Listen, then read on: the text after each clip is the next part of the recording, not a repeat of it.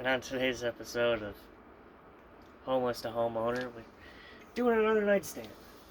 This one's for inside the camper.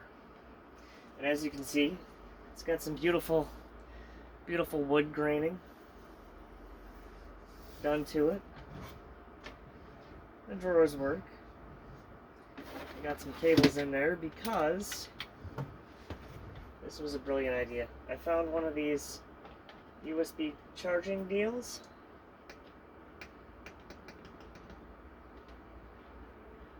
To go ahead and plug in. It's got an on and off switch too, which is kind of neat. But it's a beautiful little refinish. So let's get started. So we've got another nightstand here, and this one was pulled out of the trash again. And this is the cheapest nightstand that you can get at a big furniture store. And if you look closely, you can see why it's the cheapest and why it was in the trash. Because it's particle press board. But that's not the worst thing to work with, and we're going to do a little restoration, and we're going to use this one inside the camper, I think.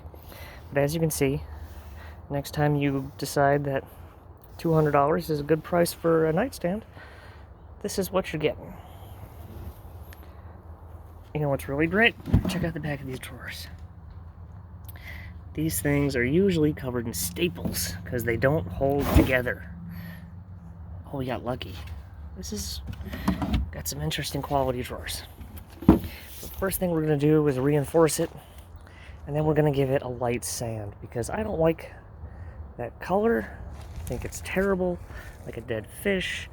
And we're going to take this corner here and we're going to make that flush again because obviously it was dropped. And that's important to note.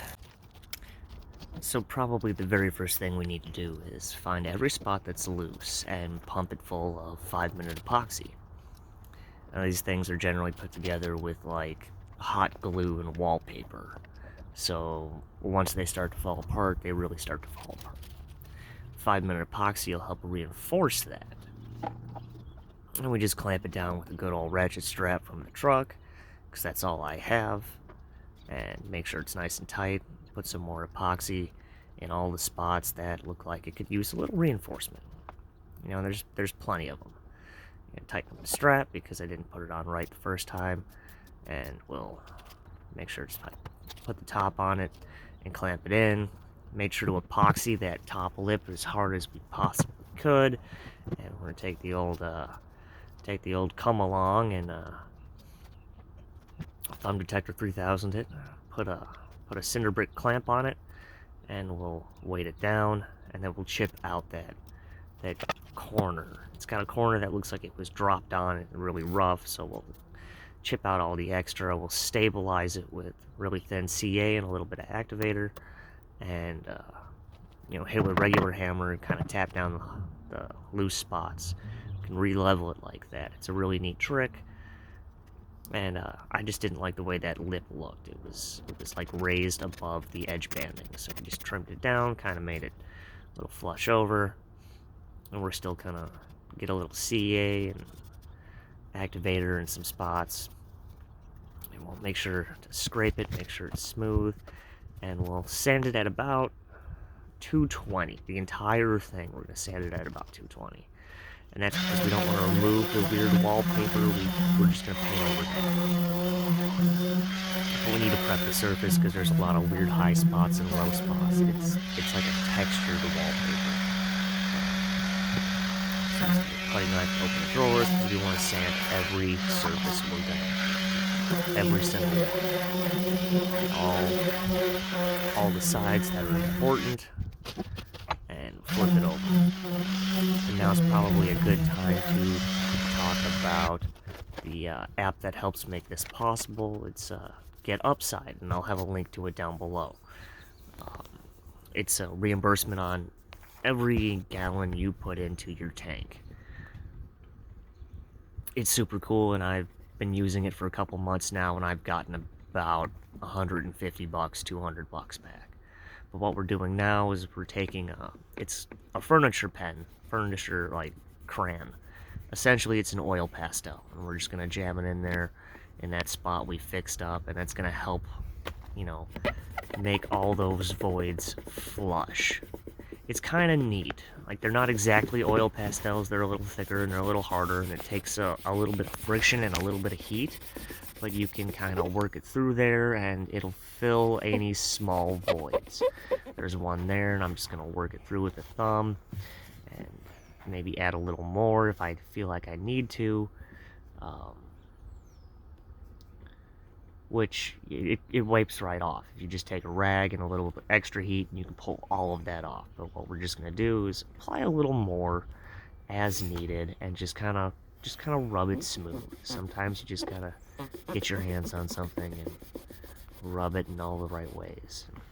It takes a chewed up piece of wood, or it takes something that's not agreeable and just makes it shine. There's a little more work into it than that, but essentially you're just putting it on and buffing it off. It takes away scratches and imperfections, and you can kind of see some lines there. If you put it on too heavy, it doesn't really work right, but once you get it on, you need to hit it with a little bit of sealer, and that'll make it so you can paint on top of it. Now we're going to prime everything in white, because we're going to put some darker colors on top of that. And if I prime it in black or gray, those lighter tones of those darker colors, they're just not going to come out. So I might as well, if I prime it in black, I might as well just paint it black. And I don't want to do that.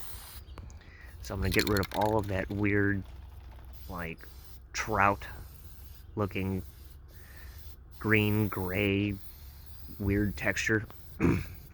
All of that's going to be gone. We're going to paint that straight up white, the entire thing. And it's, you know, a slow process. Take your time. You want to make sure you prime it kind of as evenly as possible. You don't want to spray way too much on, because then it'll get drippy and gloopy. But once it's completely primed and that's dried for a little bit, we're going to spray on a little bit of this kind of a chestnut color. Almost like a light brown cherry.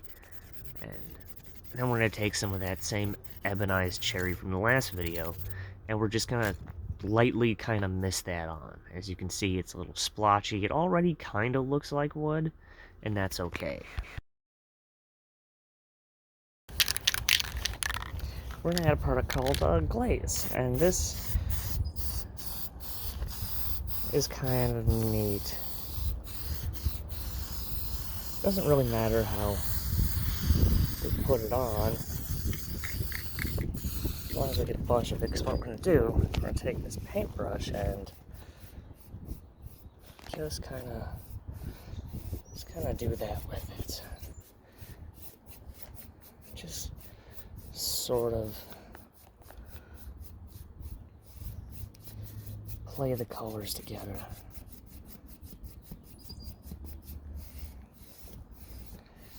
I want to use big, long strokes. See how it kind of creates like a wood grain? That's what we're going for. Drop the paintbrush. Now this product comes in all different kinds.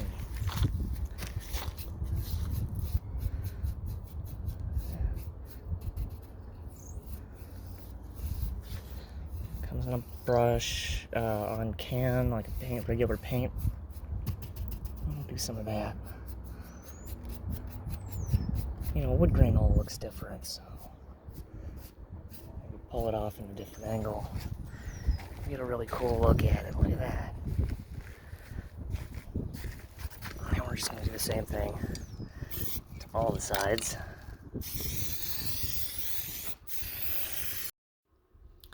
See, now would be a really great time for you to like and subscribe to the video. Well, like the video and subscribe to the channel. It helps me out a lot more than you could possibly imagine.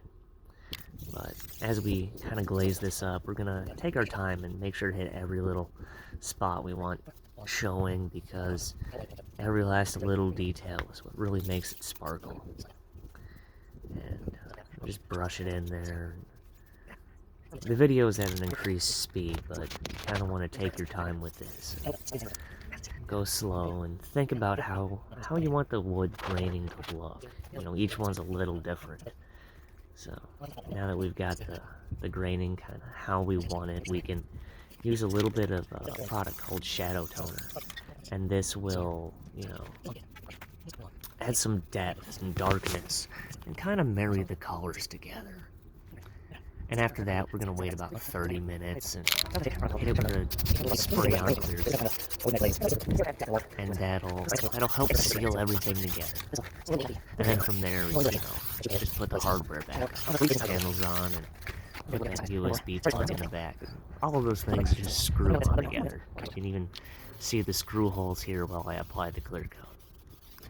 And we'll get some glamour shots of it. It's going inside the camper, and it's just for me.